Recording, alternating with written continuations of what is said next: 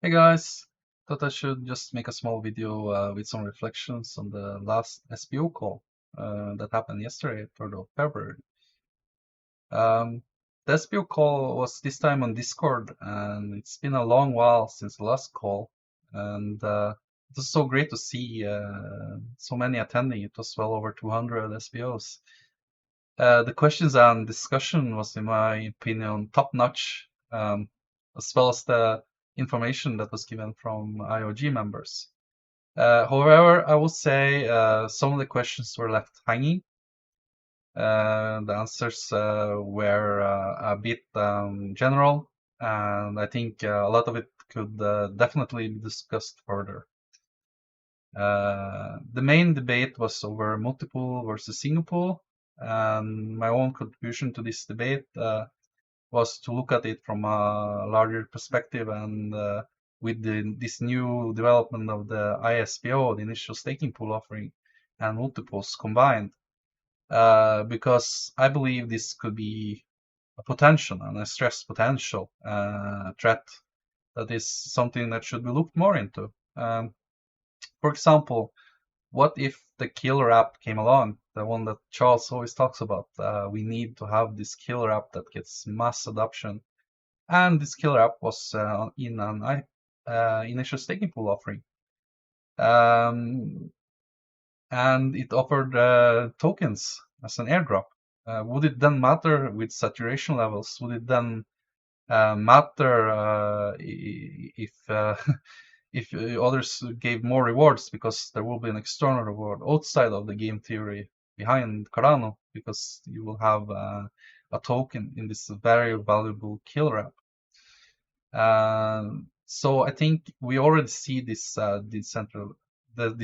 debate, centralization versus decentralization, and how ISPOs, which by the way, I really like this innovation. I think it's clever. I think it's something I also like to investigate, especially with drip drops, where you can actually do it more efficiently and claim more tokens in one transaction. But it has to be used carefully. It has to be used with some thought, and it should be researched more into, as with any new innovation. So you could have this problem with the value of this killer app that could cause centralization. Sundayswap is not an example of it, but it shows the effect, like how fast the system can start to centralize once a popular app comes along. And no means do I think that Sundayswap has done anything wrong. I think it's great for ecosystem. We're having more activity, and I'm rooting for the new products on Cardano. But all I'm saying is we should look into these effects and try to look. Do we sometimes need some counterbalancing force? Another example would be smart contracts, and where these smart contracts actually offered some value outside of the current system, also the Cardano value system. Third example would be big corporations that have enough influence and power to go straight in and scoop up most of the market. What would you do in such a scenario? So I have no solid answers yet, and the answers from IOG was more on the technical and game theory front, and it's understandable. They talk about how saturation would be an effect, but in a world where you have these multiples and you have these external rewards, saturation effect does not really matter, honestly. So we need some other type of force to counterbalance this. So my main thinking so far is the same as I had 1 year ago when I first started thinking about this issue. And this was before the birth of this initial staking pool offering. So I was thinking about this from another angle, but I still believe in the things I thought back then is we need some form of reputation and identifying system, so we can encourage and grow the network in a healthy way.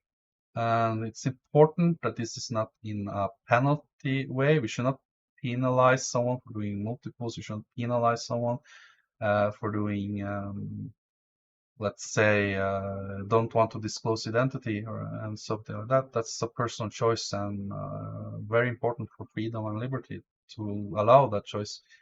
But at the same time, with all the new technology developments we have, such as with the Atala prison and its decentralized digital identifiers, where you can verify an identity but not disclose the identity itself, I think it's really a field that's ripe for more research and ripe for pilots. For example, like you could start with trying to encourage more geographical distribution. I would suspect that we have a very heavy concentration of nodes in America and Europe. And I would suspect that the barrier of entry for a node operator in Africa is huge. You need to have attract enough delegation to get over to produce a block, and on average over time, so you need several millions EDA, and you need some form of pledge because delegators have been taught to look at the pledge, and you need also to have the reach, and you need to also have the hardware, and frankly, you also need to have connections and be part of the ecosystem in looking for token drops and SPOs and basically anything that offers additional value, because that's probably the future of staking pools. Is we will offer some additional value to attract delegators. So the odds are stacked against this type of pools, and I think it's, if you take the very larger view, it's good for all of us: multi pools, European pools, American pools, all of us delegators, that we have a very decentralized system, that we have pools, more pools in Africa, more pools in South America. We are more spread out. That's a robust, resilient, and also organically faster growing system, because we will and staking pool operators are influencers. We are part of the ecosystem in informing people, informing about what is Cardano, how to delegate. Of course, it matters. And if we have that more in these other regions too, then I believe that would be overall very positive for Cardano as well. So why not start like in Catalyst? Try to implement some solutions to identify where are your geographic location, who are you, and without having to disclose it to everyone else, and then give an additional reward. Incentivize so it's easier, give them economic opportunity to do this. So anyways, that's my 2 cents on this issue. And apart from that, it was a great debate on many things. We had a debate on how to use oracles to identify multiples. I'm not sure that's the future, and I frankly think the ones who will be popular oracles would also be these multiples.